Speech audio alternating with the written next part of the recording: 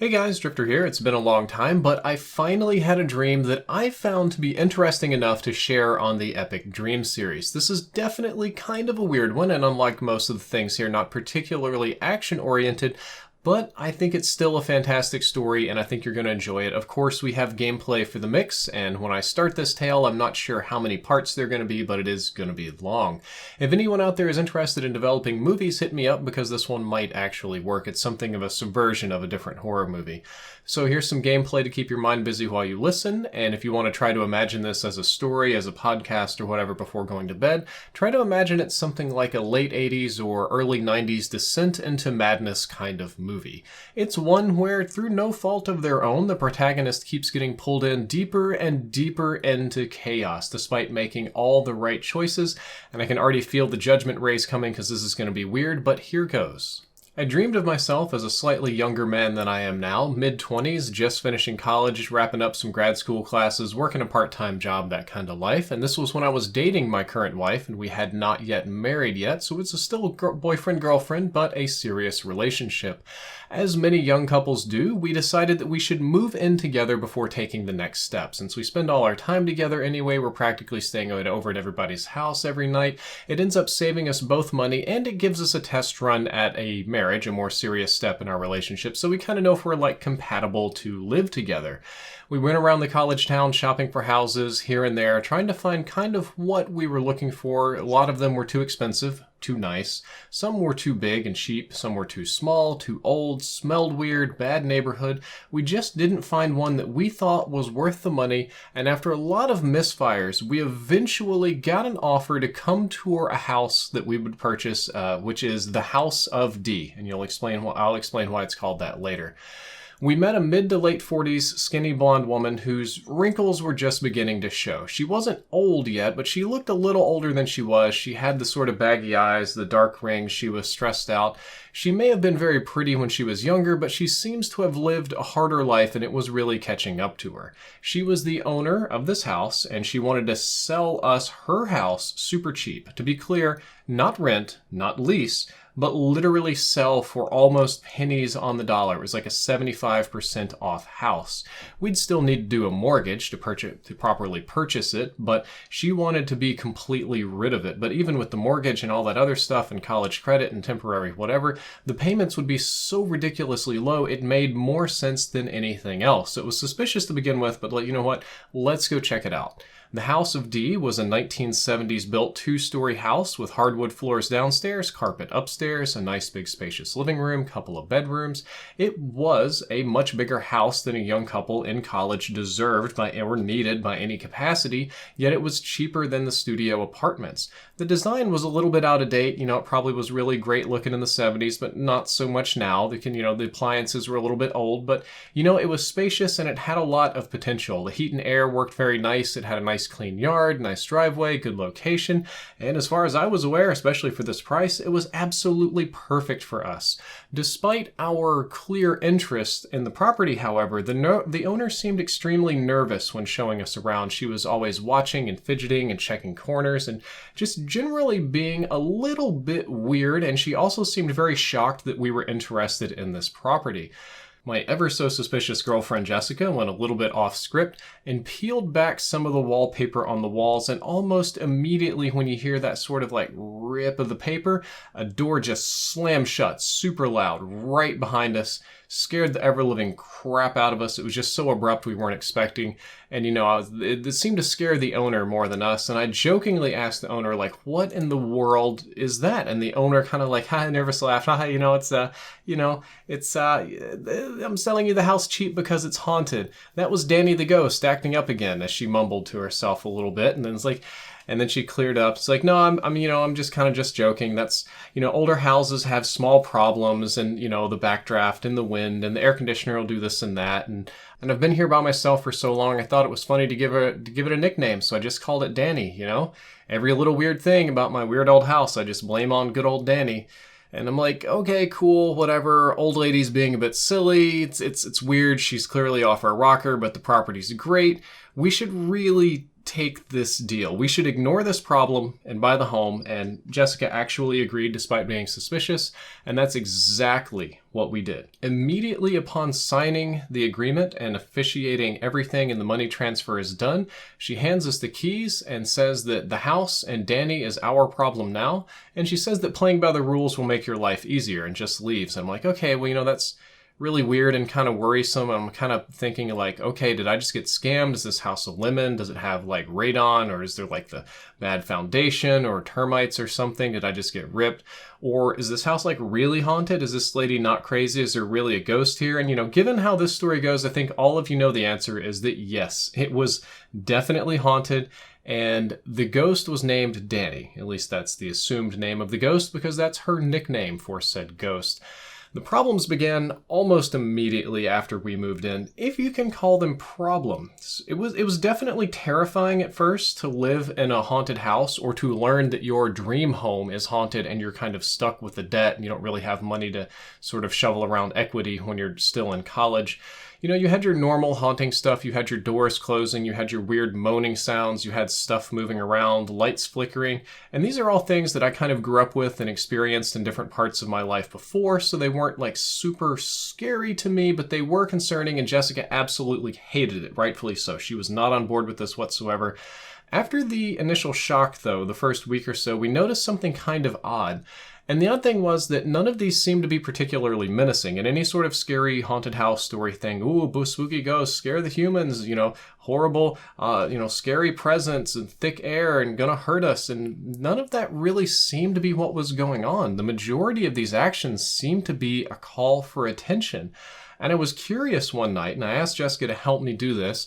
I wanted to talk to the ghost. I wanted to talk to Danny, and the conversation started off very, very simple. It was, if you can hear me, close the door. And then I heard a door close in the house. I was excited, Jessica was terrified, but I wanted to push the envelope a little bit more and keep talking to the ghost and see what could pan out here. I was like, okay, we're in the living room, can you move the coffee table? And the answer is yes, the coffee table slid a little bit. I laughed, she screamed, and I'm like, can you break a glass? And the answer was yes. A glass shattered in the kitchen. We went to go check, clean it up, threw it away, whatever. And I'm like, okay, can you blow spooky, ominous wind past Jessica? And that's exactly what happened. She got hit with a little chilly bit of wind. I'm trying to egg her on. She's not really liking it. Jessica asks, can you open the windows? Yes, windows open and close briefly. And I'm getting kind of really smart ass with this one. I'm like, can you shake the house? The whole house? And the whole house rumbled and vibrated like an earthquake very briefly. Jessica really hated this. She was ready to be done. But I convinced her that this isn't bad. This ghost isn't really trying to hurt us. And I wanted to push the envelope a little bit more. And I said, can you make me a cup of hot chocolate? And we didn't actually own any hot chocolate. That just was not a thing that was in the house. And the answer was yes. I heard a little dink and a spoon and walked in the kitchen, and there was a cup of hot chocolate with a marshmallow and a little spoon in it, pretty much ready to go. And that was very, very surprising. It was right there. The ghost was literally able to summon hot chocolate that we didn't even own, and it tasted pretty good too. Jessica didn't really drink it, but I did. I thought it was great. At this point, Jessica was very irritated, and it was scary in a way that your ghost is so powerful it can summon things into existence. But I said, okay, this isn't that bad because this ghost isn't trying to hurt us. And I said, okay, ghost, since I'm here in the kitchen, can you make me a cooked pizza in the oven? And all of a sudden I heard the oven ding. I opened it. It was hot for no reason. And there was a big, delicious pizza right there. So I'm like, awesome. The ghost just made me dinner. And I kept thinking to myself, okay, this is pretty cool. The ghost is really powerful, seems friendly. What else can it do? And I said, can you redecorate a room to look like a cheap love motel? And I heard a whole bunch of scrambling and knocking and a little bit of noise. And then very briefly when it was done, I heard 2 knocks on the upstairs guest bedroom door. Open the door, and it looks like a cheap 70s love motel. Mirrors on the ceiling, heart-shaped bed, disco stuff. Very, very ridiculous. At this point, Jessica's freaking out, but I'm loving it. I'm like, guys, Jessica, you gotta relax. We literally, not figuratively, but literally have a ghost butler. This is awesome. My girlfriend wants none of this and is ready to leave the house immediately, but I try my best and I tell her this isn't so bad. It's literally not that different than having a really cool wizard for your roommate. And after some talking, I convince her that Danny the ghost isn't actually malicious, but rather friendly, and there must have been a misunderstanding with the previous owner. Super accommodating, too, and I'm like, look, Danny, do this thing. Danny does this thing. And almost any request that we have is granted like magic. Over the course of the next couple of weeks or months, we learn, there are limitations to the ghost power. The ghost can't make living things. It doesn't like you watching it make things. So if you say, I want a blank, what you'll probably get is blank on the other side of the door. It doesn't really pop up in the same room with you for whatever reason.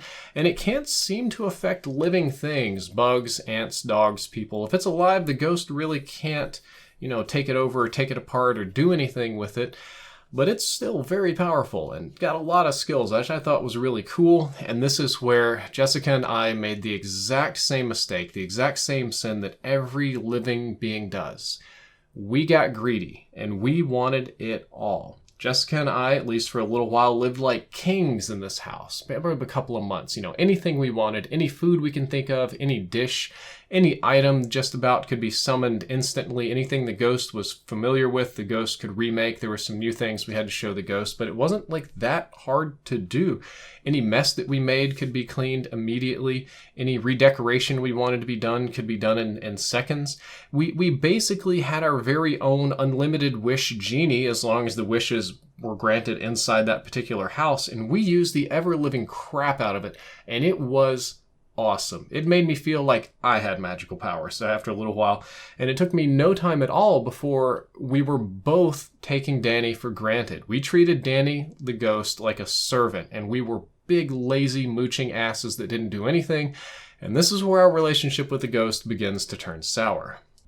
During this time of servitude, Danny the ghost was increasingly showing irritation with our requests, not granting some, begrudgingly granting others, and more than anything, it seemed very irritated about the messes we left. It didn't like food being left out, it didn't like dirty bathrooms, old laundry piling up, walking on the floor with your smelly feet.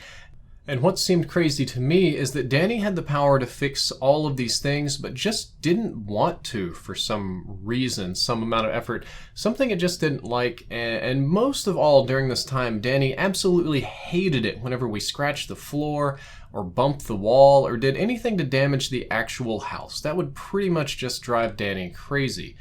These displeasures and irritations were initially reacted to with rattles, rumbles, faint moaning, door slams, lights flickering on and off, little attention grabbers. But there was no direct communication going on. Over time, we began to clean to make Danny happy, and, we started doing some things to improve the house, and we were kind of trying to find some happy medium. But eventually the roles swapped, and it was us serving the ghost and the house and the property and getting almost nothing for it in return. Whenever we stopped working or messed something up, Danny would pitch a fit. Whenever Danny didn't like what we did or didn't like what we weren't doing, we ended up being slaves trapped in our house. Danny would lock the door, shut the curtains, close the windows, get you stuck in there, and if you pound on the door, hurt the door, and then Danny starts flinging furniture around and pitching a huge fit about it. I felt like a child being locked in my room again. You could have 7 fire alarms going off for an hour. There was nothing particularly violent or harmful, but we were kind of trapped in our own house. And then one time I tried to actually kick the door in and cracked it, and Danny's response was to immediately unslam or violently open the door right into my face and hit me in the head and gave me a bloody nose. And that was kind of the wake-up call that this is getting more violent. This is getting more dangerous, But still, Jessica and I were allowed to leave the house and live our normal lives. We were not trapped with Danny the ghost, at least not all the time, just when we returned home in the evening. And since we were young professionals, we had bills to pay, work to do, lives to live, and even Danny seemed to appreciate that the bills were being paid. I don't know what the ghost needs with bills paid, but this ghost seemed very happy with it. And it's funny how quickly human beings can adapt to these sort of horrible situations, how quickly you can get used to these kind of things. But for us, it was just normal.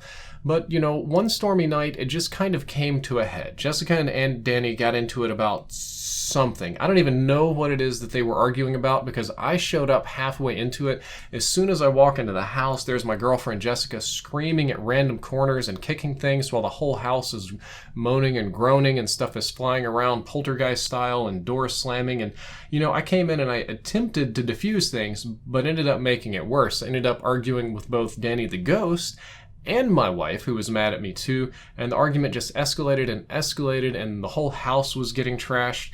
And then at some point my girlfriend just screams as loud as she can, "I hate it here. This is worse than living in hell. I'd rather be homeless. We should leave." And I agreed, and I was like, "Yeah, fuck you, Danny. We're leaving. You try that locked door bullshit on me again, I'm gonna kick it right down. I don't give a how mad you get, And the whole house falls silent.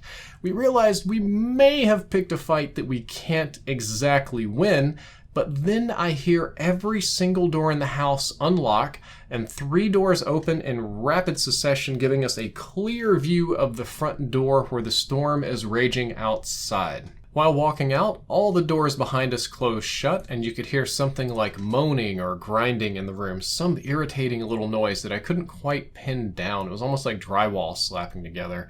My girlfriend was faster than I was. She was done with all this crap. She was outside lickety-split. I was going out at a perfectly normal and cautious pace. But when I got to the threshold of the front door, for some reason, I just couldn't step out. I kind of picked my foot up to take the final step out triumphantly, but then I put it back down and I kind of pulled back a step into the house and I just listened for a moment. And all that I could hear in the house is moaning and groaning, and all I could hear outside was rain, and it just sounded painfully sad. It seemed like the house was in anguish that we're leaving, so I just stood there and listened. My girlfriend Jessica must have noticed that something was wrong because she stopped and turned and watched me from the front yard just standing at the rain. She started yelling at me, "Come on, let's go." And I didn't answer, and she just started going like, "Well, what are you doing? You can't just stand there. We got to go. It's time to get out right now and get safe." And I didn't answer, and then I got this quote, "We are leaving right now," and the answer that I gave, that my mouth gave before my brain even understood why, is no. So Jessica's like, "What the fuck do you mean no? We're leaving this mess of a house." And I said, "No, this isn't right. None of this is right." And my girlfriend was pretty clear with me and replied that no, living in a house possessed by some weird torture demon ghost thing isn't right at all. But I had to answer because it just now dawned on me. My conscious was just catching up with what my subconscious already knew. The ghost wasn't trying to torture us or trying to punish us. It was kind of lashing out childishly in some ways. It was kind of more like a sad person who was hurting really bad. It was angry and alone, and it reminded me of friends in middle school having a spat. I had a suspicion that the house was really looking for a friend, and it didn't want a friend that would just take advantage of it, and the ghost also didn't want a friend that it just abused all the time. It didn't seem to have a desire to harm others, but we were pretty terrible guests. And after some argument, I told my girlfriend that I'm staying, and she informed me that I can stay all I want, but she's leaving, and she hopped in the car and she was gone and on a flight to another state lickety-split, and I just feel foolish, but that's kind of who I am as a person. When I think something is right and righteous, and when I know it's right, I'll pretty much do it no matter what the personal consequences are. When there are fights that I pick because they're the right things to do, even if I can't win them. So sheepishly, I closed the door to the outside of the house, locked it, and returned inside to inform Danny the ghost that I was staying. The moaning and rattling stopped almost immediately, and the whole house was silent. Even the air was still, like painfully still. I was nervous. I was starting to sweat a little bit, though you couldn't tell from the rain, because I realized how bad of a mistake this could be to come back into the ghost house. So I asked Danny, I said, I'd never asked what you actually wanted, and I just kind of took you for granted, and I'm sorry. More silence. I continued to say that also I'd never really tried to talk to you or treat you like a person. Can you summon a letter like everything else? Can you just make a little piece of stationery so that we can actually talk? It just now dawned on me all I did was request or not request things. I didn't, maybe some yes, no, but I'd like to know if you could talk. I heard a little rattle, a little crumple, and I looked over, and from underneath one of the doors that was closed, a little piece of paper was sticking out. And I picked it up, and the little piece of paper read quite simply, "Why did you stay?" And I explained my girlfriend and I had treated the ghost poorly, that we were horrible, horrible guests or roommates or whatever, and that the ghost was lashing out just like anybody would or should. And the behavior reminded me of when you're intentionally pushing people away instead of asking for help. And quite simply, I said that it felt like it was the right thing to do to stay. If somebody's sad and hurting, then it's the right thing to do to support them and try to be a friend. And I think that the ghost is just as intelligent and emotionally well-rounded as any other person, and I don't see a reason to treat it any differently. Then a little note slides out from under the door